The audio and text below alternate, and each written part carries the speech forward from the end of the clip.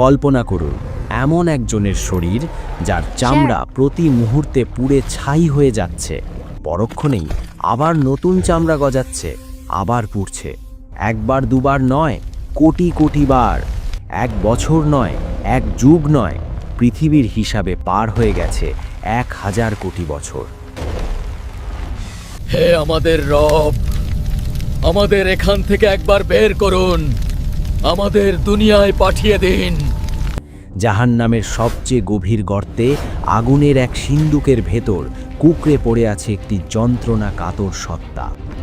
তার চেহারা বিকৃত, চোখগুলো গলে বেরিয়ে আসছে, সারা শরীরে আগুনের পোকাগুলো কিলবিল করছে। সে চিৎকার করতে চাইছে, কিন্তু তার গলা দিয়ে কোনো আওয়াজ বের হচ্ছে না। বের হচ্ছে শুধু ফুটন্ত ধোঁয়া।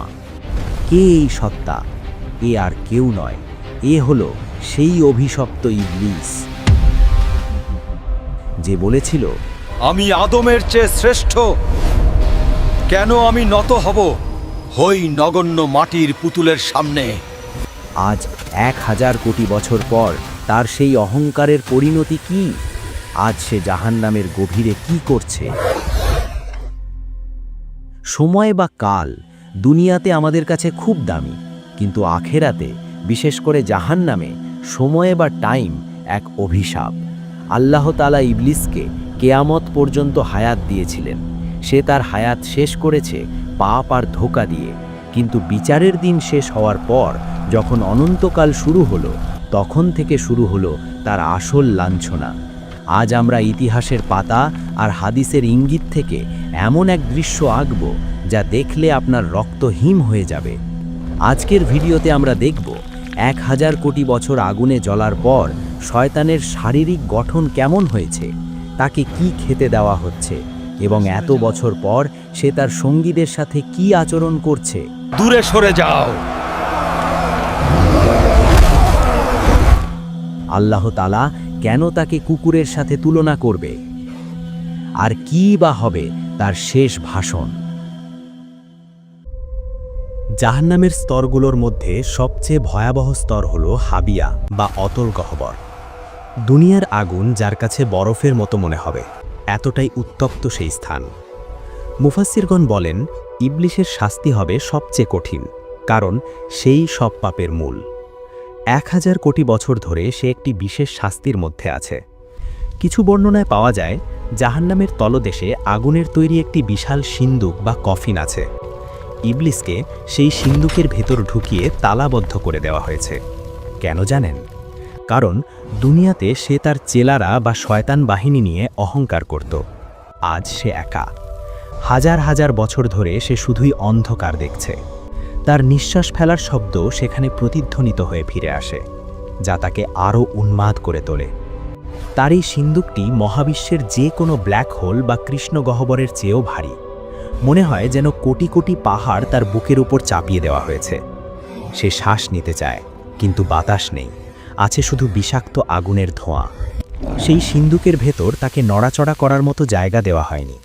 সে একবার ডানে ফিরতে চায়, কিন্তু ডানের দেওয়াল আগুনের। সে বামে ফিরতে চায়, বামের দেওয়াল কাঁটাযুক্ত। মাঝে মধ্যে সে বিড়বিড় করে বলে, একটু পানি, এক ফোঁটা পানি।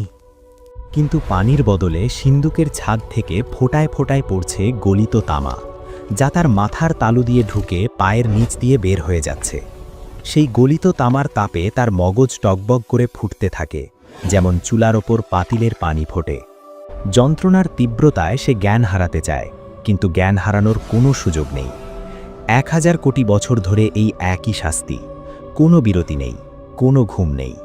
জাহান্নামীরাও অন্তত একে অপরকে দেখতে পায়, কিন্তু ইবলিসকে রাখা হয়েছে চরম একাকিত্বে। তার অহংকার চূর্ণ করার জন্য এই নিঃসঙ্গতাই যথেষ্ট।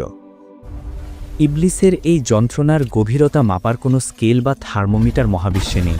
তবে এর ভয়াবহতা কিছুটা আঁচ করতে হলে আমাদের তাকাতে হবে জাহান্নামের সবচেয়ে সর্বনিম্ন বা তথাকথিত হালকা শাস্তির দিকে। সহি হাদিসে এসেছে, জাহান্নামের যার শাস্তি হবে সবচাইতে কম, তাকে আগুনের তৈরি মাত্র 2টি জুতো করিয়ে দেওয়া হবে। মাত্র 2টি জুতো। কিন্তু সেই জুতোর তাপ কোনো সাধারণ আগুনের তাপ নয়। জুতো পায়ে দেওয়ার সাথে সাথে তার পায়ের তলা থেকে এক অকল্পনীয় বৈদ্যুতিক শকের মতো তাপ সোজা তার মস্তিষ্কে আঘাত করবে।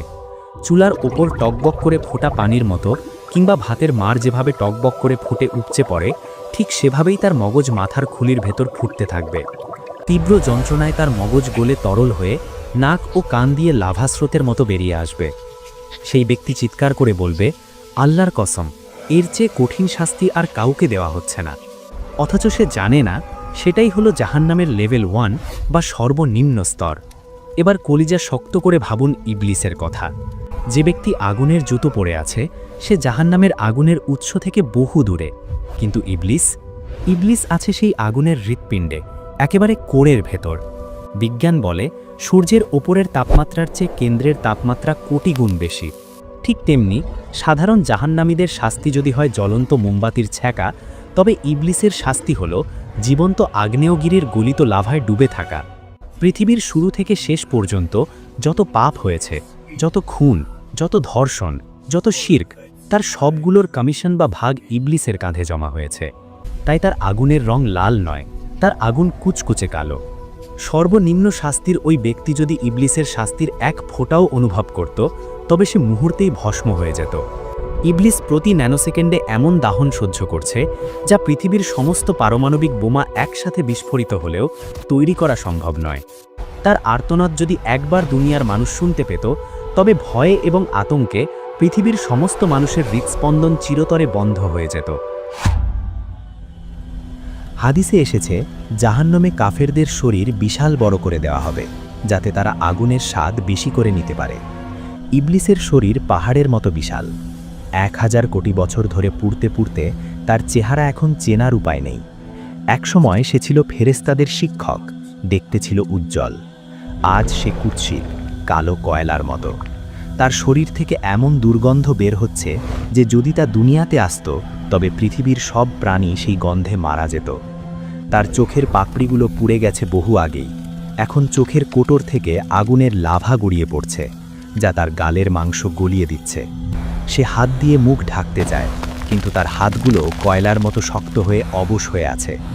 তার ক্ষুধা, কোটি বছর না খেয়ে থাকার পর তার পেটের ভেতরটা জ্বলছে। সে ক্ষুধার জ্বালায় চিৎকার করছে। তখন ফেরেশতারা তাকে টেনে নিয়ে যায় জাক্কুম গাছের নিচে। ইবলিস সেই কাঁটাযুক্ত ফল চিবিয়ে খেতে বাধ্য হয়। যেই ইবলিস দুনিয়াতে মানুষকে হারাম খাবার, মদ আর সুদের লোভ দেখাতো, আজ তার গলায় আটকে আছে জাক্কুমের কাঁটা। কাঁটাগুলো তার গলার ভেতর ছিঁড়ে ফেলছে। সেই কাঁটাগুলো পেটের ভেতর গিয়ে আগুনের গোলার মতো জ্বলতে থাকে। মনে হয় যেন পেটের ভেতর হাজার হাজার বিষধর সাপ দংশন করছে। সে গিলতে পারছে না, আবার খেলতেও পারছে না। সে চিৎকার করে বলছে, পানি, পানি দাও, কলিজা ফেটে গেল। তখন তাকে দেওয়া হয় হামিম, ফুটন্ত টকবগে পানি। সেই পানি মুখের কাছে নিতেই তার মুখের মাংস খসে পড়ে যায়। কিন্তু তৃষ্ণার জ্বালায় সে সেই আগুনের পানিই পান করে। আর পান করার সাথে সাথে তার নাড়িভুঁড়ি গলে পায়খানার রাস্তা দিয়ে বের হয়ে যায়। সে নিজের গলে যাওয়া নাড়িভুঁড়ির দিকে তাকিয়ে থাকে। সেগুলোকে আবার পেটের ভেতর ঢোকাতে চায়, কিন্তু পারে না। এক অসহ্য দৃশ্য। ভাবুন তো, একবার পেট গলে বের হয়ে যাওয়ার পর আল্লাহ আবার তাকে আগের মতো সুস্থ করে দেন। কেন? যাতে আবার নতুন করে শাস্তি শুরু করা যায়। চামড়া জোড়া লাগার সেই দৃশ্য আরও বেশি ভয়ানক। সুস্থ হওয়ার পর সে এক মুহূর্তের জন্য স্বস্তি পায় না, বরং দ্বিগুণ ভয়ে কুঁকড়ে যায়।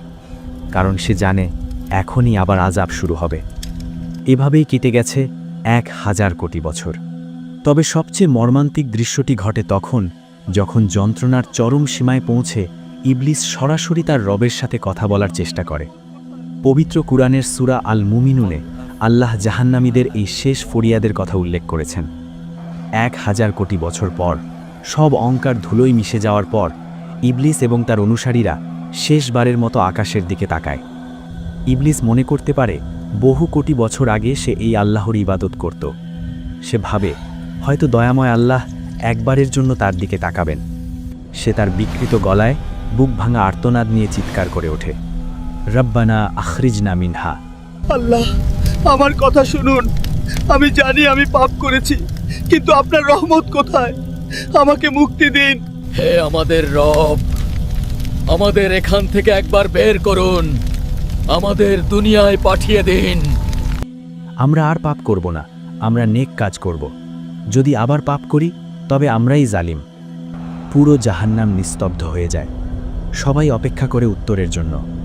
ইবলিস ভাবে তার পুরনো ইবাদত হয়তো আজ কাজে আসবে, কিন্তু না।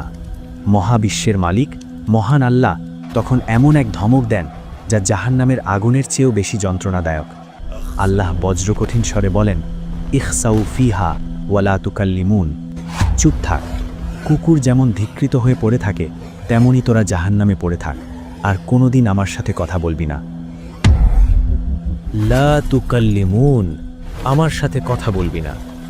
এই একটি বাক্য ইবলিসের বুকের ভেতরটা চূর্ণ বিচূর্ণ করে দেয়। সে বুঝতে পারে তার এবং আল্লাহর মাঝখানের সম্পর্ক চিরতরে শেষ। আল্লাহর রহমতের দরজা পার্মানেন্টলি সিলগালা করে দেওয়া হয়েছে। এই প্রত্যাখ্যানের কষ্ট আগুনের কষ্টের চেয়ে লক্ষ গুণ বেশি। এরপর থেকে ইবলিস আর কোনোদিন আকাশের দিকে তাকানোর সাহস পাবে না। সে শুধু পশুর মতো গোঙাবে। মাঝে মধ্যে আল্লাহ তাকে সিন্দুক থেকে বের করে জাহান্নামের সাধারণ কয়েদিদের সামনে আনেন। এটা তার শাস্তির আরেকটা অংশ, অপমান বা লাঞ্ছনা। যখন জাহান্নামের অধিবাসীরা ফেরাউন, নমরুদ, আবু লাহব এবং দুনিয়ার পাপী মানুষরা ইবলিসকে দেখতে পায়, তখন তারা পাগলের মতো হয়ে যায়। এই সব তোর জন্য ইবলিস। হঠাৎ ভিড় থেকে একজন চিৎকার করে ওঠে, ওই তো সেই শয়তান যার ধোকায় পড়ে আমি আজ এখানে। তাকে ধর, তাকে ছিঁড়ে ফেল। জাহান্নামীরা তাদের নিজেদের শাস্তি ভুলে গিয়ে ইবলিসের ওপর ঝাঁপিয়ে পড়ে। তারা তাকে কামড়াতে থাকে, তার শরীরের মাংস ছিঁড়তে থাকে। দূরে সরে যাও। তারা চিৎকার করে বলে, তোর কারণেই আমরা আল্লাহর রহমত থেকে বঞ্চিত হয়েছি।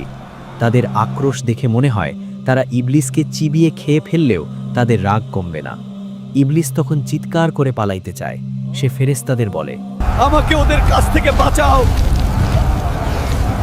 আমাকে আবার আগুনে ফেলে দাও। দুনিয়াতে যারা তাকে বস বা নেতা মানত, আজ তারা তাকে কুকুরের মতো ছিঁড়ে খাচ্ছে। 1000 কোটি বছর পর তার কোনো বন্ধু নেই, কোনো সাথী নেই। সে সম্পূর্ণ একা।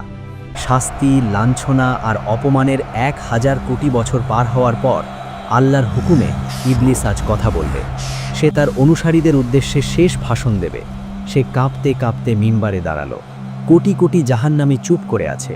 আগুনের শো শো শব্দ ছাড়া আর কোনো শব্দ নেই। সবাই অপেক্ষা করছে, হয়তো ইবলিস কোনো সুসংবাদ দেবে।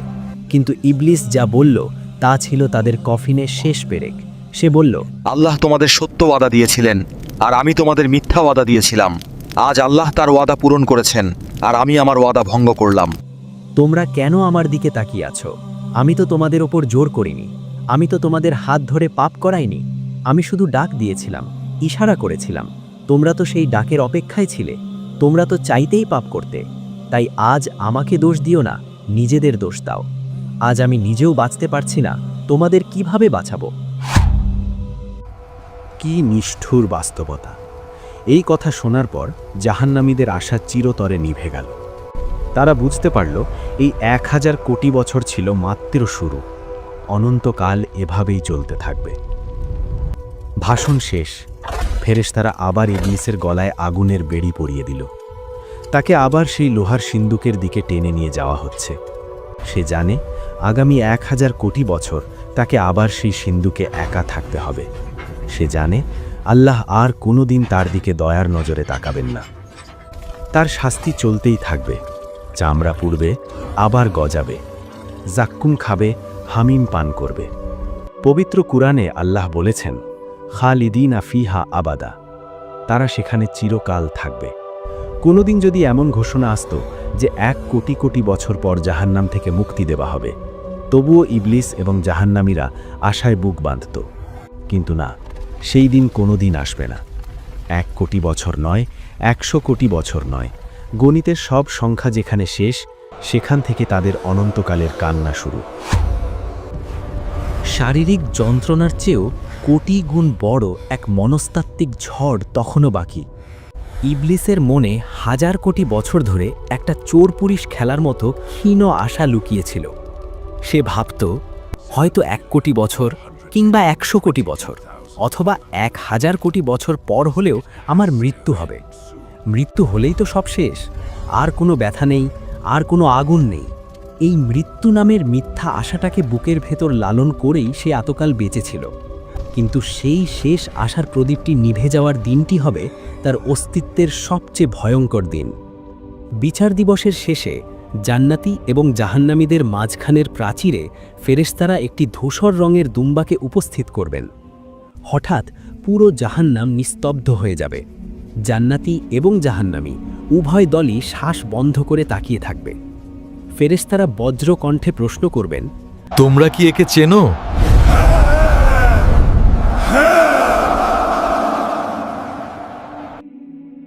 এ হলো মৌত, এ হলো মৃত্যু, যাকে আমরা দুনিয়াতে ভয় পেতাম আর আজ যাকে আমরা মুক্তির দূত হিসেবে চাইছি।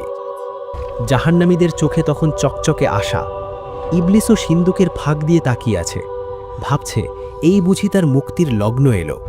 কিন্তু ঠিক তখনই মহাবিশ্বের কোটি কোটি সত্তার চোখের সামনে এক ধারালো ছুরি দিয়ে মৃত্যুকে জবাই করে দেওয়া হবে। রক্তের ফোঁটা পড়ার সাথে সাথে মৃত্যু ঘটে গেল। ফেরেশতারা তখন চূড়ান্ত রায় ঘোষণা করবেন, হে জান্নাতবাসী, আর মৃত্যু নেই, তোমরা অমর। হে জাহান্নামবাসী, আর মৃত্যু নেই, তোমরাও অমর।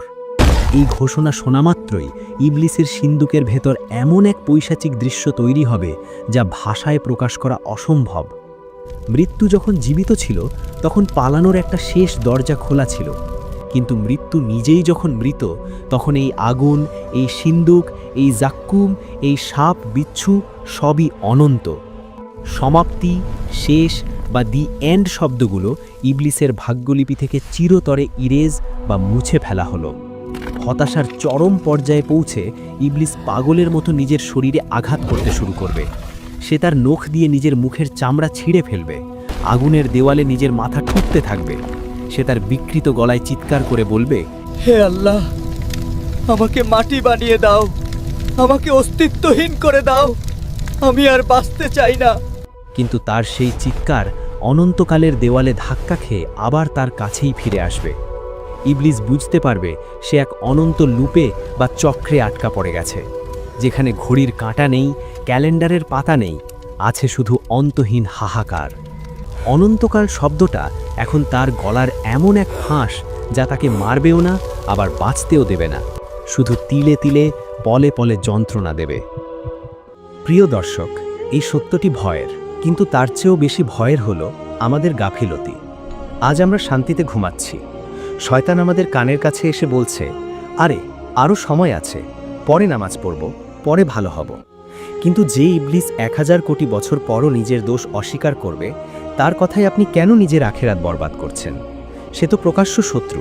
সে তো চায় আপনিও তার সাথে সেই আগুনের সিন্ধুকে বন্দী হন।